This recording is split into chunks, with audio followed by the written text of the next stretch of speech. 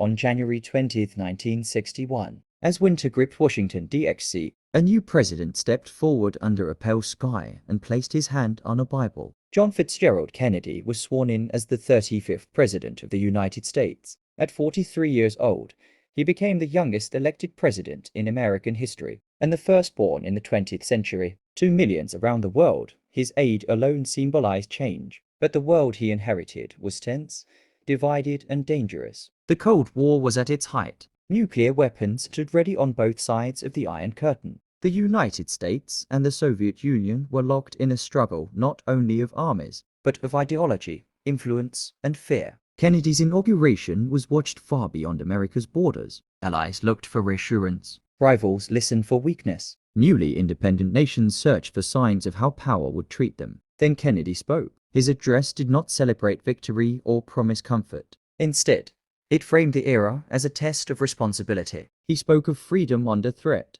of nations struggling to emerge from colonialism, and of a world where science had given humanity the power to destroy itself. His most famous words echoed far beyond the Capitol steps. Ask not what your country can do, for you ask what you can do for your country. But the deeper message was global. Kennedy called for cooperation without illusion, peace without surrender, and strength without arrogance. He warned that humanity now held the power to abolish all forms of human poverty and all forms of human life. This was not rhetoric for applause. It was a recognition that leadership in the nuclear age required restraint as much as force. Within months, that warning would be tested. Kennedy approved the failed Bay of Pigs invasion in Cuba, a humiliating setback that revealed the limits of military power. A year later, the Cuban Missile Crisis would bring the world closer to nuclear war than ever before. Yet Kennedy's presidency also reshaped diplomacy. He expanded the Peace Corps, sending young Americans abroad not as soldiers, but as teachers and engineers.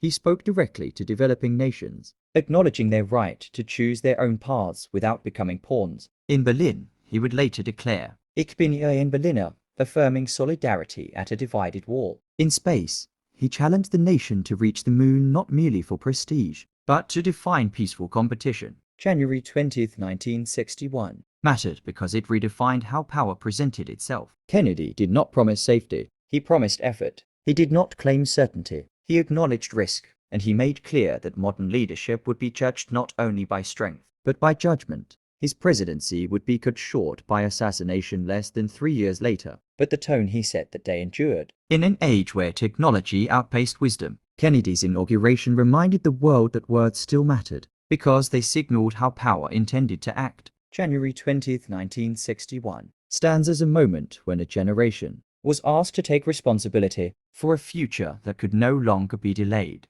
Not tomorrow, not later, but now. Why do we learn history every day? Because moments of hope often arrive during times of fear and understanding. How leaders respond to global danger helps the present generation recognize where the power is, guiding humanity forward, or merely surviving one crisis at a time while preparing the next. History is not old. History is living inside us. One day, one event, one lesson. Mr. Fidi,